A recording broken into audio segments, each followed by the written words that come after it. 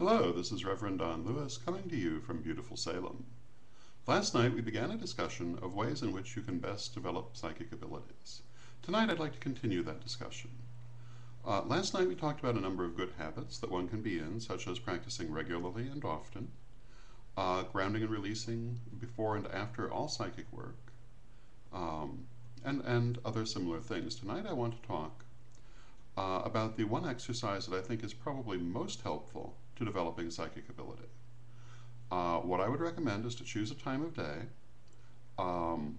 Set that time of day aside for 15 minutes to half an hour. Find a partner, if possible, who can work with you. If not, have a pad of paper and a pencil or pen. And what you want to do is you want to speak to your spirit guides or to spirit as a whole. Ask them to communicate with you. Ask them to give you information. You want to make sure to thank them as well. Light as many candles as you like, but candles add extra energy, so candles are always good. You might want to make an offering to your guides of perhaps a small glass of water, a flower, or anything else that symbolizes your desire for connection with them. And then sit with your partner or your paper and allow your mind to relax. This is the hardest part because people always try much too hard to still their mind. That's not what you want to do. It isn't that you can't think or have any ideas in your mind, it's that you don't hold on to them. You let them float across your mind like clouds floating across the sky. And as things come into your mind, you vocalize them if you're working with a partner, or write them down if you're working alone, or if you think you'll be able to, write them down at the end. The things that you get when you're just beginning are probably not going to make a lot of sense. When I first started this exercise, all I got were flowers opening. And I didn't really understand why I was getting that until later it was pointed out to me that this was an exercise for opening the third eye. So things that you get, while they may not make sense at the time, might make sense later, or they may never. Because when you first begin, you're opening the channel, and you can't expect the first things to come through well. It's going to take practice and time. Usually, I would think if you do this on a regular basis, within about 2 weeks, you'll start to get things that you would not have known, you could not have known, and that will make sense to you. And at that point, you will start to know that you're doing it right. The only way to know it right is through practice and seeing things come to pass. Other important considerations: do not analyze the messages that you're getting as you're getting them. State them or write them down, but do not think about them. You can do that afterwards. If you don't like the message you've got, don't worry about it. You might want to talk to your guides about it, but you have to remember that the messenger warps the message. And until you get good at this, it is entirely possible that what you get could reflect either your hopes or your fears.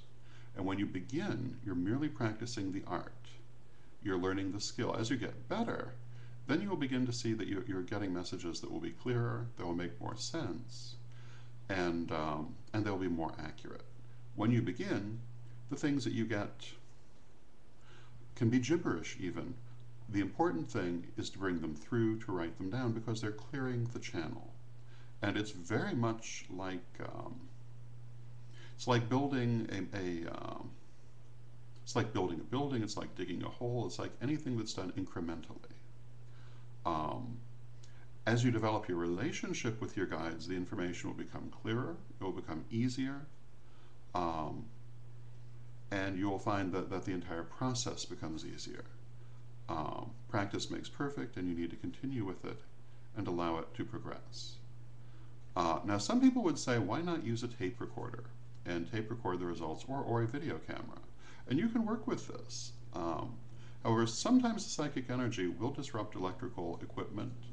I once worked with a person who, I believe, lost about 4 tape recorders in the period of about 2 to 3 months because the energy she was dealing with was simply burning them out.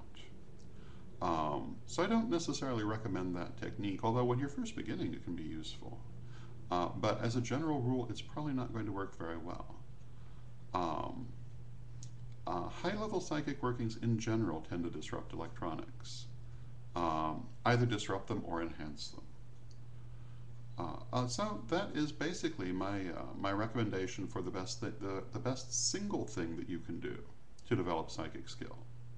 And of course, as I was saying last night, a structured program of psychic exercises, such as we have in the first degree at Witch School, is also extremely helpful in building your psychic muscles because it is like a muscle. It's like any muscle of your physical body. The more you use it, the stronger it's going to get. And when you first start using it, assuming it has not really been used before, it's going to take some work to get it in shape.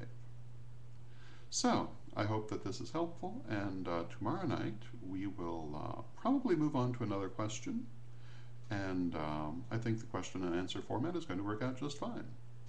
So until next time, may you blessed be. And now, we'll wait just a second before we hit that off switch. Here we go!